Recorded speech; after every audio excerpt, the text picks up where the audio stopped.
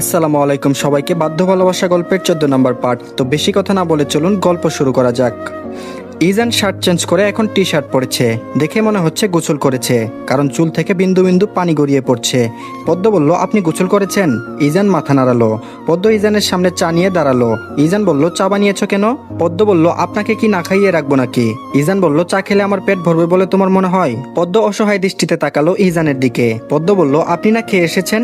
ইজান পদ্মের অধরে হাত রাখলো, তারপর বলল, আমার তো মন অন্য কিছু খেতে চাচ্ছে। পদ্ম সরে আসলো ইজানের থেকে। পদ্ম বলল, দেখুন এসব ভালো লাগছে না, আপনি চা খান। ইজান বলল, দাও।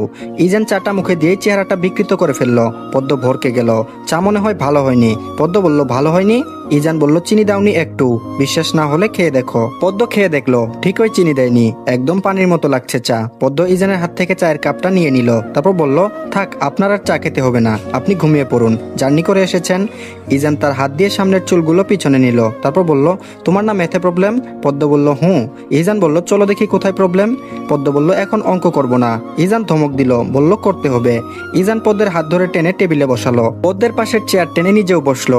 ইজান পদ্মের এই অবস্থা দেখে যা বুঝলো সে কিছুই পারে না। ভেবেছিল পদ্ম অনেক ভালো স্টুডেন্ট, এখন দেখি ঘোড়ার ডিম সে। প্রায় 5টা অঙ্ক করে দিল ইজান। এখন পদ্মকে প্রচন্ড ঘুমে ধরেছে, চোখ মেলে তাকাতে পারছে না একটু। পদ্ম বলল, আমার ঘুম আসছে, চলুন না ঘুমাতে যাই।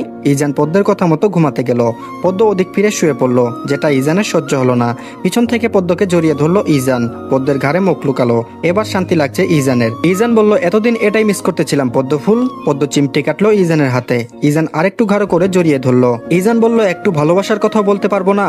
সকাল 5টা। পদ্ম তাড়াতাড়ি উঠে পড়লো, কারণ তার মাকে বলতে হবে ইজান এসেছে, তার জন্য নাস্তা বানানো লাগবে। এখন যদি না বলে তাহলে মা তাকে ইচ্ছে মতো বকবে। পদ্ম আস্তে করে ইজানের হাত এক পাশে রাখলো, হাত দিয়ে চুল খোপা করে দরজা খুলে বেরিয়ে গেল। রুবিনা খাতুন খুব রাগ করলেন, কারণ তাকে কোনো কিছু বলা হয়নি। আরো ইজানও কিছু খায়নি শুনে তিনি পদ্মকে 1000টা বকা দিলেন। রুবিনা খাতুন এখন ইজানের জন্য নাস্তা বানাচ্ছে। পদ্ম তার মায়ের পাশে বসে আছে। সকাল 9টা। পদ্ম ইজানকে ঘুম থেকে উঠানোর জন্য রুমে আসলো। ইজান আগেই উঠে বসে আছে, ফোন নিয়ে ঘাটাঘাটি করছে। পদ্ম ঠিক ইজানের সোজাসুজি দাঁড়ালো, তারপর বলল, ফ্রেশ হয়েছেন? ইজান বলল, হুঁ। তুমি কোথায় ছিলে এতক্ষণ? ঘুম থেকে উঠে পাইনি কেন তোমায়? পদ্ম বলল, আমি মায়ের কাছে গিয়েছিলাম, মা খুব বকেছে আমায়, কেন জানাইনি আমি। আচ্ছা, খেতে আসুন এখন। ইজান বলল, আগে তো স্পেশাল কিছু পাই তারপর খাবো। পদ্ম বলল, স্পেশাল কিছু কি আবার? ইজান বলল, উফ, তুমি এত বোকা কেন পদ্ম ফুল? আমার মনের ভাষা বুঝতে পারো না? কবে তুমি বড় হবে বলো তো? ইজান পদ্মকে টেনে তার কুলে বসালো। পদ্ম হকচকিয়ে গেল। পদ্মের গালে সুন্দর করে চুমু বসিয়ে দিল। পদ্ম ইজানের হাত খামচে ধরলো। তাদের এই মুহূর্তে পুষ্পের আগমন ঘটলো।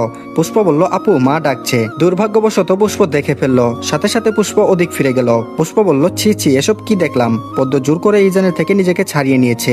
ইস, এমনটা না হলেও পারতো। এখন পুষ্পের সামনে মুখ দেখাবে কি করে? ইজান শান্ত কণ্ঠে বলল, ছি করো না, দোষটা তোমারই ছিল, তুমি ভুল করে এসে পড়েছ, এগুলো আবার কারো কাছে বলতে যেও না। ইজান পুষ্পকে তার গাড়ি দিয়ে ইচ্ছে মতো ঘুরিয়েছে। এখন পুষ্পের কোনো রাগ নেই ইজানের প্রতি, বরং ইজান যদি গ্রামে আসে তাহলে সবচেয়ে বেশি খুশি হয় পুষ্প। দেখতে দেখতে পদ্মের পরীক্ষাও শেষ হয়ে গেল। আজ সে আবারও ঢাকা শহরে দ্বিতীয়বারের মতো পা রাখবে। এ যেন এক অদ্ভুত অনুভূতি। প্রথমবার যেমন লেগেছিল এবারও ঠিক ওরকমই লাগছে। পদ্ম তার ব্যাগ গুছাচ্ছে আর মুস্কি মুস্কি হাসছে। পদ্মের হাসি দেখে পুষ্পের রাগ হলো ভীষণ। পদ্ম চলে যাবে দেখে সে মন খারাপ করে বসে আছে, আর এইদিকে পদ্ম হেসে যাচ্ছে। এক প্রকার রাগ হয়ে পুষ্প পদ্মের সাথে কথা বলছে না। রুবিনা খাতুনেরও মনটা খারাপ হয়ে আছে, তার মেয়ে এতদিন ছিল আজ চলে যাবে। পদ্ম এবার গ্রাম থেকে আসার সময় কান্না করছে, যেটা দেখে ইজান খুব বিরক্ত হয়েছে। এখনো গাড়িতে বসে ক্রমাগত চোখের পানি ফেলছে। ইজান বলল, তোমার আসলে সমস্যা কি বলো তো? পদ্ম ইজানের দিকে তাকালো, তারপর বলল, কোন সমস্যার কথা বলছেন? ইজান বলল, এই যে তুমি গ্রামে যাওয়ার সময় কাঁদো, আবার আসার সময়ও ঠিক একই কাজ করো, সেটাই জিজ্ঞেস করছি, তোমার সমস্যাটা আসলে কোন জায়গায়? পদ্ম মুখ ফিরিয়ে নিল। সমস্যা মানে কি সে জানে না? গ্রাম থেকে চলে আসার পর যে তার কষ্ট হচ্ছে, সব সময় উল্টোপাল্টা কথা শুধু। ইজান বলল, কথা বলছো না কেন? পদ্ম বলল, কি বলবো আমি? ইজান বলল, যদি বলতেই না পারো তাহলে কাঁদবে না। মেয়ে মানুষ এত কাঁদতে পারে তোমাকে না দেখলে জানতামই না। যদি আর এবার কাঁদো তাহলে তোমাকে এখানেই রেখে আমি চলে যাব। পদ্ম কিছু বলল না, মাথা হিলিয়ে দিল ছিটে।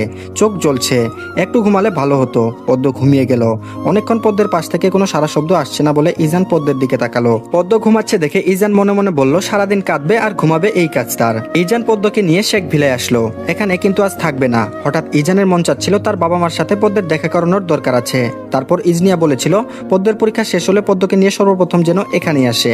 পদ্ম ইজানের আগে তড়িঘড়ি করে বাসায় কলিং বেল চাপলো। ইজনিয়া দরজা খুললো, পদ্মকে দেখে সুন্দর করে হাসি দিল। ইজনিয়া বলল, কেমন আছো ভাবি? পদ্ম বলল, ভালো আছি আপু, তুমি কেমন আছো? ইজনিয়া বলল, আমিও ভালো আছি। তাদের দুজনের আলাপে ইজান আসলো। তার মেজাজটা চটে গিয়েছে। দরজার সামনে দাঁড়িয়ে আবার কিসের কথা? ভিতর গিয়েও তো বলতে পারে।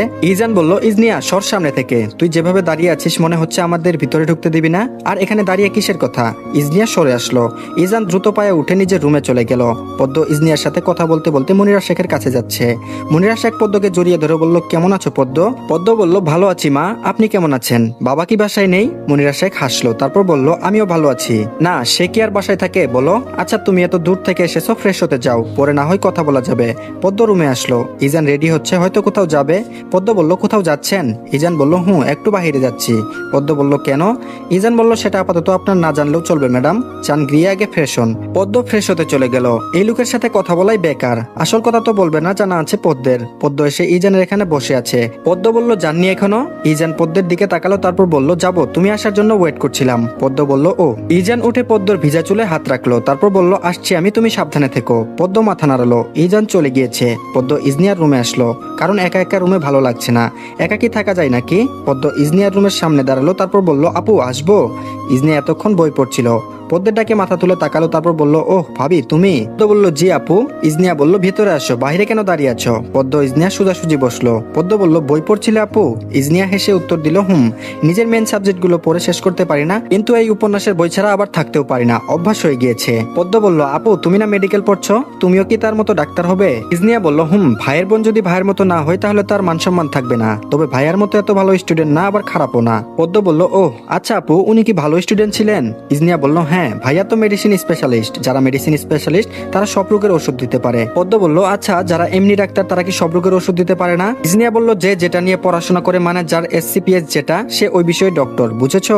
ইজনিয়া বলল, ওহ তাহলে ইজান ভাইয়া তো অনেক ভালো স্টুডেন্ট, তুমিও তো তাও মেডিকেল পড়ছো, আমি তো সেটাও পারবো না, মাথায় নেই কিছু। ইজনিয়া হাসলো পদ্মের কথা শুনে, তারপর বলল, তুমিও তাহলে ভাইয়াকে ভাইয়া ডাকা শুরু করেছো? পদ্ম মুচকি মুচকি হাসছে। ইজানকে একবার ভাইয়া বললে কি যে শান্তি লাগতো তার, ইস একদিন সে ভাইয়া বলেই ছাড়বে। আচ্ছা পদ্ম যখন ভাইয়া বলবে তখন ইজানের চেহারা ঠিক কেমন দেখতে হবে? নিশ্চয়ই ইজান রেগে যাবে পদ্মের কথা শুনে। ইজানকে রাগানোর একমাত্র উপায় সে পেয়ে গিয়েছে। অনেকক্ষণ ইজনিয়া আর পদ্ম কথা বলল। একসময় পদ্মের ঘুম চলে এসেছে। পদ্ম ইজনিয়ার রুমে ঘুমিয়ে গেল। পদ্মের ঘুম ভাঙলো যখন একটু একটু সন্ধ্যা হয়ে এসেছে তখন। বাসায় অনেক মানুষের আওয়াজ শোনা যাচ্ছে। পদ্ম তড়িঘড়ি করে ঘুম থেকে উঠলো। ইজনিয়ার নেই রুমে। ইজনিয়ার রুমের পাশ দিয়ে একটা বাচ্চা ছেলে দৌড় দিয়ে যাচ্ছে। পদ্ম চোখ বড় বড় করে তাকিয়ে আছে, এই ছেলে আবার কোথায় থেকে এসেছে, কখনো এই বাসায় দেখেনি এই বাচ্চাকে। পদ্ম হড়বড় করে উঠে ছেলে বাচ্চাটাকে ধরলো, তারপর বলল, তুমি কে, এখানে কিভাবে এসেছো? বাচ্চাটা ভয় পেয়ে পদ্মকে দেখে বলল, ছাড়ো আমাকে। পদ্ম আরো বাচ্চাটার হাত চেপে ধরে বলল, আগে বলো এখানে কিভাবে এসেছো, কার সাথে এসেছো, তোমাকে আগে আমি দেখিনি কেন? বাচ্চাটা পদ্মের হাতে খুব জোরে কামড় বসালো। পদ্ম মুখ খিচে আছে, ছোট হলে কি দাঁতের যে পাওয়ার, পদ্মের হাতে একদম দাগ বসে গেল। পদ্ম যেহেতু ফর্সা বেশি তাই সাথে সাথে জায়গাটা লাল হয়ে গেল। তারপর বলল, কামড় দিচ্ছ দাও, তাও ছাড়বো না তোমাকে।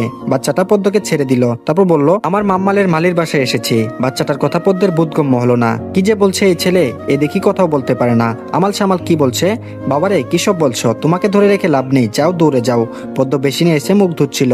বাচ্চাটার দেওয়া কামড় দেখছে, কি ভয়ঙ্কর ছেলে, একেবারে কামড়ে লাল করে দিয়েছে, খুবই পাজি ছেলে একদম। পদ্ম রুম থেকে বের হয়ে এসে রীতিমতো অবাক হয়ে আছে। সোফায় কিছু মহিলা বসে আছে। পদ্ম এখনো বুঝলো না এরা কিভাবে এসেছে আর এখানে কেনই বা এসেছে। পদ্ম রান্না করে আসলো।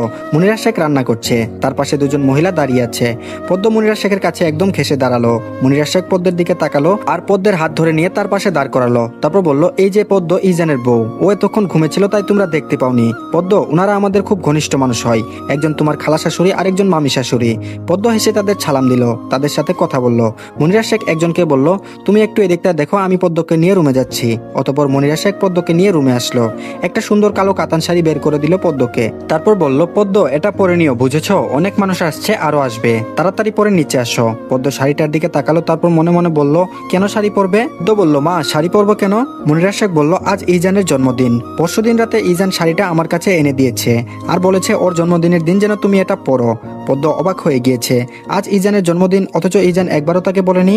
এতটাই পর ভাবে ইজান। তার প্রতি প্রচুর অভিমান জন্মালো পদ্মের ক্ষুদ্র মনে। তারপর বলল, উনার জন্মদিন? মনিরা শেখ বলল, হ্যাঁ। আচ্ছা, তুমি শাড়ি পরে রেডি হয়ে নিচে আসো। ইজান কিছুক্ষণ পর চলে আসবে। ওর সাথে হসপিটালের অনেক লোকজনও আসবে। আমি নিচে যাই, অনেক কাজ পড়ে রয়েছে। পদ্ম বসে রইল। ইজান একবার বলতে পারতো তার জন্মদিন, একবারও বলেনি। আজ আসুক, একটা কথাও বলবে না। দিন দিন বেশি বাজে হচ্ছে লোকটা। পদ্মের মনে শুধু একটাই দুঃখ, কেন ইজান তাকে কিছু বলল না। সব মানুষ জানে, অথচ তার বউকেই বলেনি। আবার বলে ভালোবাসি, একটু বাসে না। যদি ভালোই বাসতো তাহলে ঠিকই বলতো। পদ্ম রাগে শাড়িটা নিচে ফেলে দিল। বেশ কিছু সময় বাদে শাড়িটা নিয়ে ইজানের রুমে আসলো। যেহেতু মনিরা শেখ বলেছেন শাড়ি পরতে, তাই অনিচ্ছা থাকা সত্ত্বেও শাড়ি পরলো। আর তার সেই জাতীয় সাজ, চুলে খোপা করা, চোখে কাজল দেওয়া, আর ঠোঁটে একটু লিপস্টিক দিল। পদ্ম আয়নায় দেখে নিজেই নিজেকে বলছে, খারাপ না, ভালোই তো, ভালোই লাগছে নিজেকে। কালো শাড়িতেও মানিয়েছে তাকে। ইজান বাসায় আসলো। পদ্মের সাথে অনেকবার চকাচকি হয়েছিল, কিন্তু পদ্মকে যতবারই ইশারা করে তার পাশে যেতে বলে, ততবারই মুখ ফিরিয়ে নিয়েছে। যতই হোক, আজকে ইজানের সাথে একটা কথাও বলবে না। ভালো কথা বললেও সে আজ গলবে না, পাথরের ন্যায় শক্ত হয়ে থাকবে। পদ্ম সবার সাথে হেসে হেসে কথা বলছে, শুধু ইজানের সাথেই বলছে না। এরকম কাহিনী বুঝছে না সে। ইজান কেক কাটবে এখন। তার আত্মীয় স্বজন সবাই দাঁড়িয়ে আছে তার পাশে, কিন্তু তার বউ একদম দূরে দাঁড়িয়ে আছে। ধন্যবাদ সবাইকে। এই পার্টটি এই পর্যন্ত।